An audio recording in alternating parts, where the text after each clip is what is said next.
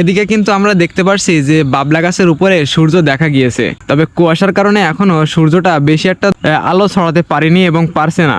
তবে সূর্য অনেকটাই মাথার উপরে এসে পড়েছে। সবুজ মাঠ এবং সবুজ প্রকৃতি, সাথে আছে গাছগাছালি।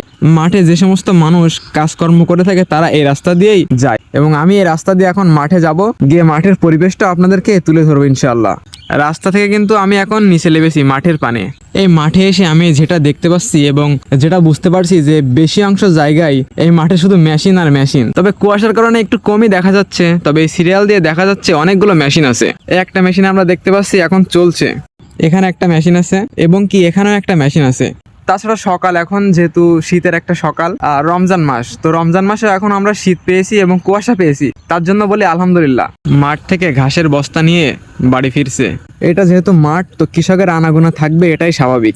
এটা হচ্ছে কৃষক ভাইয়ের সেই ঘাসের বস্তা এবং এটা তার সাইকেল। আর এই ঘাসগুলো তিনি কেটে এনেছে, বাসায় নিয়ে যাবে। বাসায় নিয়ে যেয়ে হয়তো তার গরু ছাগল এগুলোই খাবে। জাস্ট অসাধারণ সবুজ প্রকৃতি আরো সতেজ রূপে সেজে আছে কুয়াশার কারণে। তাছাড়া আমরা দেখতে পাচ্ছি যে কৃষক ভাইয়ের বুদ্ধি, যেটা আমাকে মুগ্ধ করেছে। এটা পানি যাওয়ার একটা ড্রেন, আর এই ড্রেনে কচু লাগিয়ে দিয়েছে, সিরিয়াল দিয়ে কচু চাষ করা হয়েছে।